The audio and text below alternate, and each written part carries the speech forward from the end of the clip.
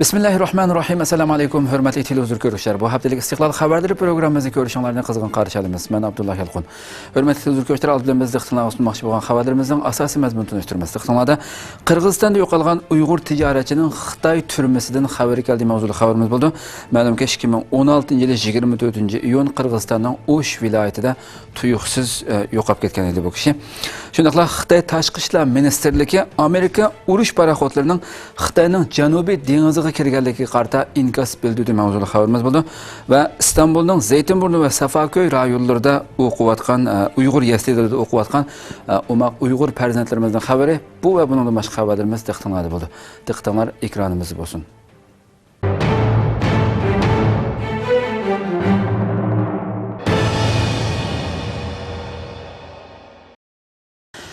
Xitoyning zaharlik tashviqoti uzluksiz davom qilmoqda. Sharq Turkistonning har qaysi rayonlarida kuzlik yig'imning eng aldirash bo'layotgan mushundaq paytlardami Xitoy tajovuzchilarining qizil tashviqotchi xodimlari etiz eriqlarga chiqib olib, dehqonlarga otizm va atalmish millatlar ittifoqligi tashviqoti elib bormoqda. Xitoy tajovuzchilarining Sharq Turkistondagi Uyg'ur xalqiga qarata elib berayotgan irqiy va diniy qirg'inchiliklarning kundan kuniga eshib berishiga agishib, ularning turmush, ishlab chiqarish va boshqa hayotlik faoliyatlarining hamma turlariga qarata nazorat va keng ko'lamdagi mingi yuyish harakatlari uzluksiz davomlashmoqda. Sharq Turkistonning har qaysi rayonlarida kuzlik yig'imning eng aldirash bo'layotgan mushundaq paytlarda Xitoy tajovuzchilarining qizil tashviqotchi xodimlari etiz eriqlarga chiqib olib, dehqonlarga otizm va millatlar ittifoqligi tashviqoti elib berib, ularning normal dehqonchilik ishlab chiqarish bilan shug'ullanishiga to'salg'ulik qilmoqda. Tangritog' to'rining 26 oktyabr bergan xabarda bu yilgi paxta terish mezgilida Kucha noyisiga nahiya ishi va sirtidan paxta tergili kelgan 35 mingdan ortiq paxta terguvchilarga maxsus etiz boshlarda tashviqot faoliyatlari elib berilganligi bildirilgan. Ma'lum bo'lishicha, Xitoy tajovuzchilarining Sharq Turkistondagi Uyg'urlarga qarata elib berayotgan og'ir iqtisodiy va siyosiy besimlari sababidan iqtisodiy manbalardan ayrilib qolgan Uyg'urlar Sharq Turkistonning Aqsu, Kucha, Korla, Sanji qatorliq rayonlarda paxta terish orqali ma'lum iqtisodiy qimmatga erishish uchun bu rayonlarga paxta tergili kelgan. Bildirilishicha, Kucha nahiya ishi va sirtidan Kuchar nahiyasiga paxta tergili kelganlarning soni 35 mingdan oshib ketgan. Buningdan xotirjam bo'lolmagan Xitoy tajovuzchilari Kucha nahiyasidagi adliya tarmoqlarini ishga solib, tashviqot xodimlarini kanit mahalla etiz boshlarigacha avatish orqali etizlarda paxta terayotganlarni yig'ib, har kuni degudek qizil tashviqot faoliyatlarini elib borgan. Tangritog' to'ri buningga munosabatlik xabarida Tarim Yeza Soxo chorvachilik maydonidagi kevezlikda paxta terayotgan Uyg'ur dehqonlarga kevezlikda elib berilayotgan tashviqot faoliyatlarining naq maydon xabarini bergan. Istanbulda o'qiyotgan Uyg'ur o'smirlarimiz. İstanbulning Safaköy va Zeytinburnu rayonlaridagi Uyg'ur yasli va Qur'on kurslarida Uyg'ur farzandlari darslarini davom qilmoqda. Chet ellardagi Uyg'urlar o'zlarining ona tilini qadrlab, farzandlariga Uyg'ur tili va madaniyatlarini o'rgatish maqsadida o'zlari yashayotgan joylarda ona tili maktabi ochib, farzandlariga ona tili va milliy madaniyatni o'rgatib kelmoqda. Jumladan Istanbulning Safaköy va Zeytinburnu rayonlarida ko'p sonda Uyg'ur yasli va Qur'on kurslari ochildi. Biz oldi bilan Istanbulning Zeytinburnudagi Uyg'ur ona tili va Qur'on kursini ziyorat qilib, yaslining modeli Xurshida xonim bilan suhbat elib bordik. Bu yıl 2016-2017 yılı eğitim mevsimi içerisinde kurulan faaliyetimiz inşallah balalarımızın bu yıl daha yaxşı seviyeye ekiliş. Bu yılki insanımız 100 bin bulup bütün balalarımızın Uygur boğunu bizne ve kursan kılıdı. Assam'da Türk balarımız var, Özbek ve Afgan balarımız var ama %80-90% Uygur balımız var. Balarımızla bu 3-20 yaştan başlayıp eğitimimiz 12 yaşlısı var. 3-20 yaşlı balarımız var.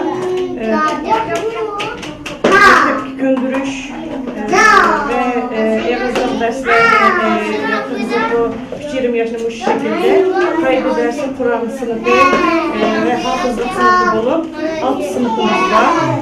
Bu sınıftaki ustazlarımızdan her biri bu cihette teyarlanıp bizge hizmet koyulan ustazlarımız koşumcu balalarımızga mektepke kiler yılga her yıl bu şekilde koyuyoruz. Kiler yılga başlayılan mektepke başlayılan balalarımızga mektep tayyorlik dersini ig'irlik ile şu derslerini ötüvatimiz, Uygurca derslerimiz var. Bu şekilde hizmet edip gitmemiz inşallah.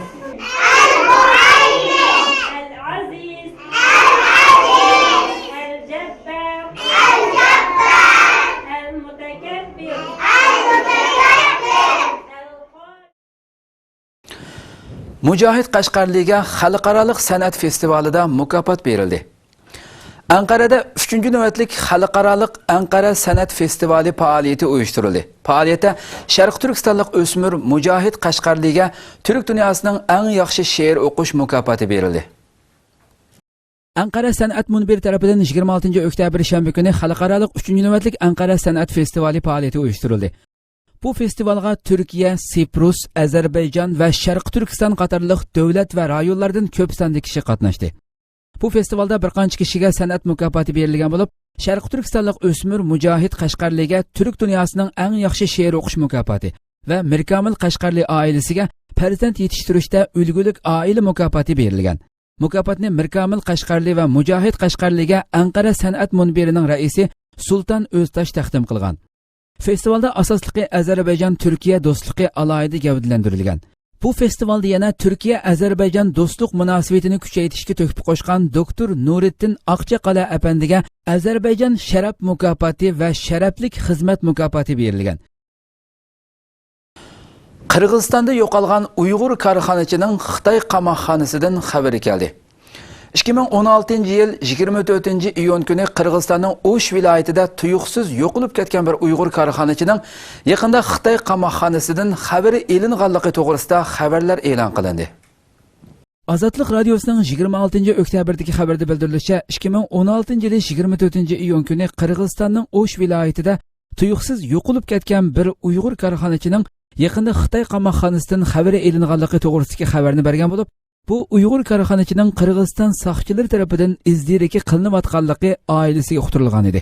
Qirg'izistondagi o'zini oshkorlashni xohlamagan bir davlat xodimining aytishicha, bu Uyg'ur korxonachi terrorlik bilan ayblanib, Xitoyga maxfiy holatda elib ketilgan ekan. Qirg'iziston doiralari tomonidan rasmiy tasdiqlanmagan, ammo ishonchlik maxfiy manbalardan elingan ma'lumotlarga qaraganda, bu Uyg'ur korxonachining maxfiy holda Xitoyga elib ketilishida Qirg'iziston Milliy komitetining qo'li borligi ma'lum. Asli kelib chiqishi Sharq Turkistonlik bo'lgan bu Uyg'ur korxonachi Qirg'izistonning O'sh viloyatida bir Qirg'iziston fuqarosiga uylangan bo'lib, korxona boshqarish va savdo-sotiq ishlari bilan shug'ullangan. Qirg'iziston Milliy xavfsizlik idorasi bu Uyg'ur korxonachini qanday isbotlar bilan qo'lga olib, qanday holatda maxfiy Xitoyga o'tkazib berganligi to'g'risida ma'lumot berishdan o'zini qochirmoqda. O'sh viloyatlik ichki ishlar boshqarmasi bu Uyg'ur korxonachining Xitoyga maxfiy o'tkazib berilishiga sabab bo'lgan ishlar to'g'risida jiddiy tekshirish elib berayotganligini bildirdi. Qirg'iziston parlamentining millat vakili bo'lgan Cho'lpan Yakupova bu masala ustida to'xtalib, Uyg'ur korxonachilarining Xitoyga maxfiy holatda o'tkazilib berilishi qonunlarning oyoq osti qilinishi ekanligini, bu masalalarning asli sud tarafidan qaror qilinishi kerakligini, ammo bu voqealarning faqat hukumat xodimlarining o'z xohishlari bo'yicha bir odamni o'zlari xohlagan bir davlatga o'tkazib berish ishi ekanligini aytish bilan birga, buning asla haqliq bir ish emasligini bildirdi.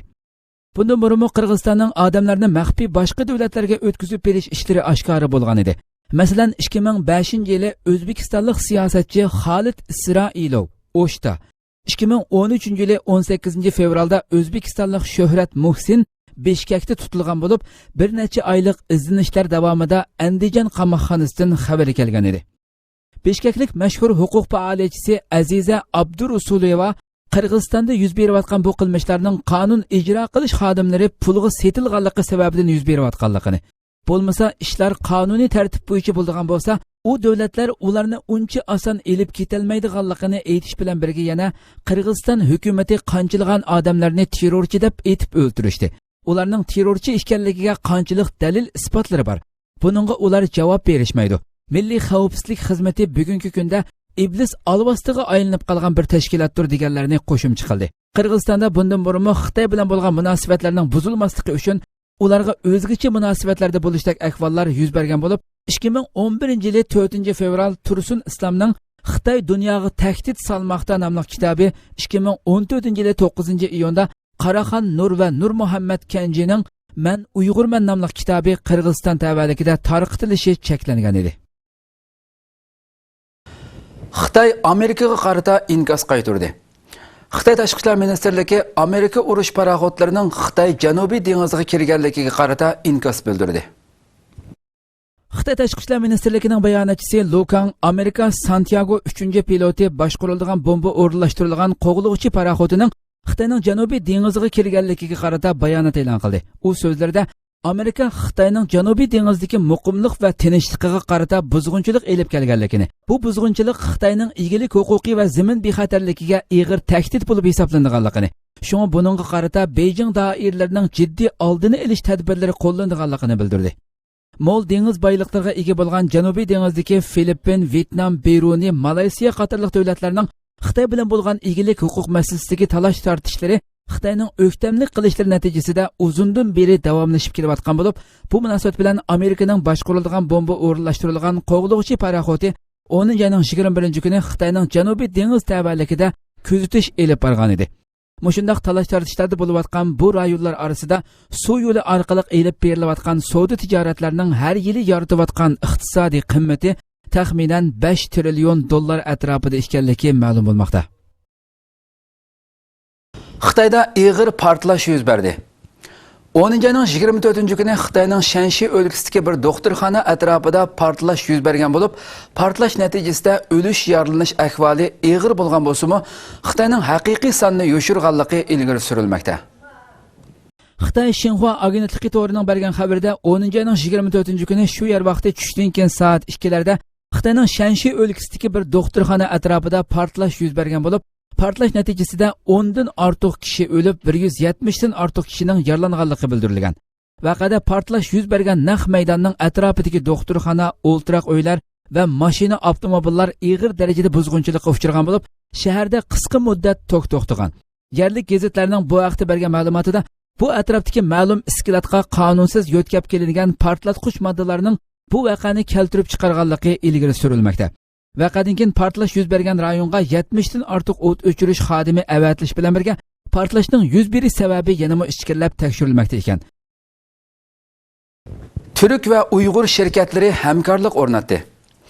Xitoy va Turkiyadagi shirkatlarning o'zaro hamkorlashishi bilan 2016-yillik tunji navbatlik Xitoy-Turkiya kiyim-kechak kasbiy taraqqiyotni to'nishtirish kelishimi imzolash yig'ini 10-oyning 25-kuni Urumchida ochildi. Xitoy tajovuzchilarining Sharq Turkistondagi tashviqot organi bo'lgan CGTV'ning Uyg'urcha kanalida bergan xabarda ma'lum bo'lishicha, Xitoy va Turkiyadagi shirkatlarning o'zaro hamkorlashishi bilan 2016-yillik tunji navbatlik Xitoy-Turkiya kiyim-kechak kasbiy taraqqiyotni to'nishtirish kelishimi imzolash yig'ini 10-oyning 25-kuni Urumchida ochilgan. Bu yig'inga Xitoy va Turkiyadan jami 56 shirkat qatnashgan bo'lib, 50 million Xitoy puli qimmatida kelishim 10 turda kiyim-kechak import-eksport to'xtami imzolangan. Bu yig'inda Turkiya bilan Sharq Turkistondagi munosabatlik shirkatlar birlikda maxsus savdo supasi qurgan bo'lib, Turkiya bilan Sharq Turkistonning kiyim-kechak va to'qimachilik kasbini ilgari surish bilan birga bu kasbning taraqqiyot darajasini o'stirish, tovar obortini ilgari surib, xalqaro ta'sir kuchiga ega marka barpo qilishni maqsad qilganligi bildirilgan. Bu yig'inga Sharq Turkistondagi kiyim-kechak sohasida ma'lum utuqlarga erishgan Miros kiyim-kechak madaniyati cheklik shirkatining liderlari qatnashgan bo'lib, shirkat bosh modeli Qamariddin Mamteli bu yig'in to'g'risida o'zining ko'z qarashlarini yerlikdagi shirkatlarimizning ularning ortiqchiligini o'rganib, dunyo bozoriga qadam qo'yishini umid qilaman degan qisqa jumla bilan ifodalagan. Yig'indan keyin keng ko'lamda ko'rgazma rayoni qurilib, Turkiya shirkatlari bilan Uyg'ur shirkatlarining ma'lum shaklda o'zaro fikr almashtirishlari elib berilganligi ma'lum. Rossiyada ochilgan xalqaro Uyg'ur tadqiqotlari ilmiy leksiya yig'ini oxirlashdi. Rossiyaning poytaxti Moskvada 23-oktyabrdan 26-oktyabrgacha 3-navbatlik xalqaro Uyg'ur tadqiqotlari ilmiy leksiya yig'ini chaqirildi. Turkiya ovozi radiosining xabar qilishicha, Rossiyaning poytaxti Moskvada 23-oktyabrdan 26-oktyabrgacha 3-navbatlik xalqaro Uyg'ur tadqiqotlari ilmiy leksiya yig'ini chaqirildi. Nupuzliq agentliklarning ijtimoiy taratqularda keng tarqalgan xabarlarda bu qatimqi xalqaro Uyg'ur tadqiqotlari ilmiy leksiya yig'inining Washington Universitetiga qarashli Yevro-Osiyo tadqiqot markazi bilan Rossiya Ilm-fan akademiyasi Sharqshunoslik institutining hamkorligida chaqirilganligi bildirildi.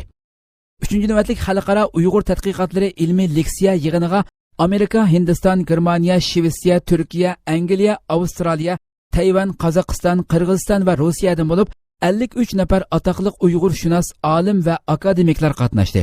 Buningdan boshqa yana leksiya yig'ini o'tkazilgan zalda Qirg'izistondan kelgan Uyg'ur rassom Sabiqjon Kamalovich Babaxanov bilan Qozog'istondan kelgan Uyg'ur ayol rassom Go'zal Abbos qizi Uyg'ur turklarini va turmush odatlarini tunishtiradigan rasm ko'rgazmasi ochdi. Oxirida Rossiyada 3-navbatlik xalqaro Uyg'ur tadqiqotlari ilmiy leksiya yig'inini o'rinlashtiruvchi Rossiyalik mashhur turkolog va Uyg'urshunos professor doktor Dmitriy Vasliyevga Uyg'ur akademiklar do'ppa va rasm taqdim qilib minnatdorligini bildirdi. Xalqaro Uyg'ur tadqiqotlari ilmiy leksiya yig'ini Amerika, Rossiya va Yevropalik turkologlar bilan ba'zi Uyg'ur ommaviy tashkilotlarining o'rtaq kuch chiqarishi natijasida 3 yildan buyon tartibli holda o'tkazilib kelmoqda. Bo'libmi Uyg'ur turklariga aloqador tadqiqotlar bilan tanilgan mutaxassislar bu leksiya yig'inining ishqi eshishi uchun cho'ng kuch chiqarmoqda. Rossiya Ilm-fan akademiyasi Sharqshunoslik instituti o'qituvchisi professor doktor Dmitriy Vasilyev, Amerikadagi Washington universitetiga qarashli Yevro-Osiyo tadqiqot markazi o'qituvchisi va atoqli Uyg'urshunos professor doktor Sen Robert qatorliq Uyg'ur mutaxassislari bu turkologlarga boshlamchilik qilib kelmoqda. Xalqaro Uyg'ur tadqiqotlari ilmiy leksiya yig'inining 1-navbatligi 2014-yili Amerikada, 2-navbatligi 2015-yili Fransiya va Belgiyada, 3-navbatligi 2016-yili Rossiyada o'tkazilgan bo'ldi. Balochistonda ig'ir portlash yuz berdi. 10-yanın 24-kuni dushanba kech soat 10 atrofida Pokistonning g'arbiy janubiga joylashgan Balochiston o'lkasida soqchi xodimlarini tarbiyalash markaziga qilingan hujumda 65 soqchi o'lib, 165 kishi yaralandi. Analizchilar voqeaning Xitoy va Pokiston uchun cho'ng bir tahdid ekanligini bildirishmoqda.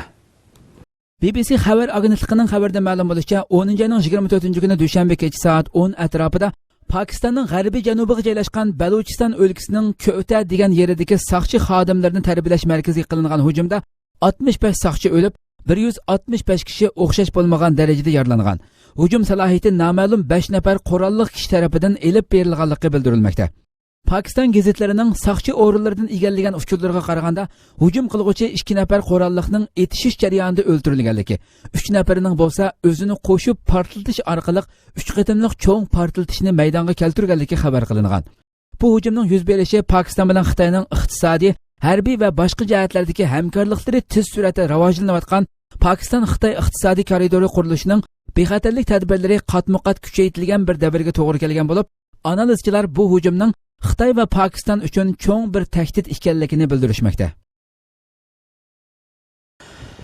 İstanbul Zeytinburnu'daki Uygurlar hayatı. Xitoy besimining eshishi bilan Sharq Turkistondan qochib Turkiyaga kelgan va Istanbulga o'ltiraqlashgan Uygurlarning ko'p sonligi İstanbulning Zeytinburnu rayonida har xil kasblar bilan shug'ullanmoqda. Xitoy besimining eshishi bilan Sharq Turkistondan qochib Turkiyaga kelgan va İstanbulning Zeytinburnuda o'ltiraqlashib qolgan Uygurlarning soni xili salmoqni egallaydi. Yaqinda buyon Uygurlar Zeytinburnuda har xil shirkat, do'kon va zavodlarni ochib, kundalik ijtimoiy hayotini davom qilmoqda. Zeytinburnuning Nuripasha va Sumar mahallelariga kelib, ko'chalarda mangan har qanday bir Uyg'ur o'zini xuddi o'z yurtida ketayotgandek his qiladi. Chunki Nuripasha va Sumar mahallelarining ko'chalarida Uyg'urlar oshxona, navoiyxona, satrachxona, cho'chirxona, choyxona, elektr jihozlari do'koni ochishdan sirt yana Milliy tibobat o'rinxonasi, kasal tekshirish o'rinlari, uy mulk setish va ijaraga berish o'rinlari, avtomobil va taksi kiralash shirkatlari, telefonxona qatorliq ish o'rinlarini ochdi. Bu mahallalarda hozir Uyg'urlarning ijtimoiy hayotiga aloqador har xil kundalik ehtiyoj buyumlarini uchratqili bo'ladi. Nuripasha mahallasi 63-ko'cha, ya'ni Aysa Yusuf Olibtekin ko'chasi deb ataladigan 63-ko'chada ochilgan Uyg'urzoda Milliy tibobat o'rinxonasini ochgan Shamsunur xonim muxbirga bergan suhbatida o'zining Turkiyada shifoxona ochishdagi sababini bildirib, mundaq dedi. Uyg'ur tibobati, g'arb tibobati, jumuiy tibobati qaraganda alohida bir farqqa ega tibobat. Bu Uyg'urlarning tarixidan tan boshlangan tibobat deb qaraymiz. Uyg'urning tarixini yozib kitoblarda 5000 yil desa, kitobda 3000 yil, 2500 yil ekan. Qachonki Uyg'urimizning tarixi boshlangankan, bizning tibobatimizdan boshlangan. Çünkü tibobat bir o'zimizning turmush tajribasi, sog'liq zamonimizda tatib tajribani o'tib kelgan bo'lg'achqa, hozirga qadar bizga o'rishib kelgan tibobat bo'ldi.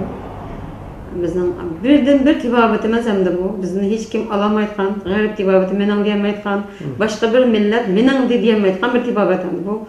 Bunun hiç qanday bir adamning tishib atmayotgan bir tibabat, Uyg'ur tibabati. Uyg'ur tibabati deymiz şu an. Ba'zan tibabatchiligi deb ağam bo'ldi. Chiligi demaysizlar, Uyg'ur tibabati deysizlar, bizning ustozlarimiz o'rgatib o'tgan. Chunki bizga xos bir tibabat.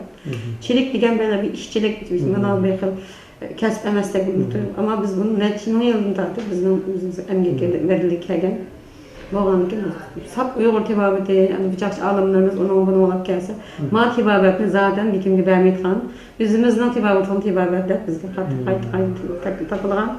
Şuna bizde de emas, ta'kidlaymiz, bu tibabat o'zimizning Uyg'ur tibabati. Teklimakan qassob do'konidagi Muhammad va Abdullah qatorliq kishilarmi o'zining Turkiyaga kelishidagi sababini bildirib, mundaq dedi. Yani hayat endi bir kadar bizga sıkıntı var endi va bizniki dinimiz bilan yashashga biroz qiyinchilik bo'lganligi uchun besim bor. Bo'libmi bizning oila nuqtaliq oila bo'lganligi uchun biroz endi shu mushaqqa inib chiqishga majbur bo'lib qoldik. Muxbir yana Bug'roxon choy taomlari, Qashqar oti miros qassob do'koni, Barakat kiyim tikish do'koni va Hakim Ali Uyg'ur tibabati qatorliq o'rinlarni ziyorat qilgan. Suhbat natijasida ko'pinchisi har xil besimga uchirganligidan yurtlarini tashlab chet elga chiqishga majbur bo'lganligini bildirishgan. Zaytinburniga kelib o'ltiraqlashib qolgan Uyg'urlar bu yerga kelgandan keyin boshqalarga ig'irchilik solmay o'zining turmushini o'zi qamdashga tirishmoqda. Shuning uchun vatanda nima kasb bilan shug'ullangan bo'lsa, mushu yerdami shu kasb bilan shug'ullanib, ijtimoiy hayotini qamdab o'tmoqda. Barakat kiyim tikish do'konining xo'jayini Ubul Qosim 12 yil burun o'z yurtidan ayrilib Turkiyaga kelganligini bildirib, mundaq dedi. Bizning mamlakatimizdagi ishlar musulmonlarning o'ylig'indek emas, boshqa zulm va boshqa shakllardagi zulmlarga chidamay chet elga hijrat qilgan asosi chiqqan bo'ldi. Albatta bizningki qaytib o'zimizning mamlakatida hech qanday bir to'sqinga uchramagan asosda islom hayotimizni yashash orzuyimiz va Zaytinburnining Nuri Pasha va Sumar mahallalarida har kuni degudek yangi do'kon va shirkatlar ochilmoqda. Bug'roxon kitobxonasi va o'qish qurollari do'koni, Uyg'ur tam xorish do'koni va shuningga o'xshash ko'p sonda Uyg'ur restoranlar ochildi. Hurmatli televizor ko'ruvchilar, shuna qilib bu haftalik istiqlol xabarlari programmamiz mush yerda oxirlashdi. Kelar qatimqi programmamizni ko'rishgacha sizlarni Janob Alloh topshiramiz. Shuna qilib program oxirida ekran orqasiga barliq xizmatdoshlarimga ko'pdan ko'p rahmat aytaman. Assalomu alaykum va rahmatullohi taala va barakatuh.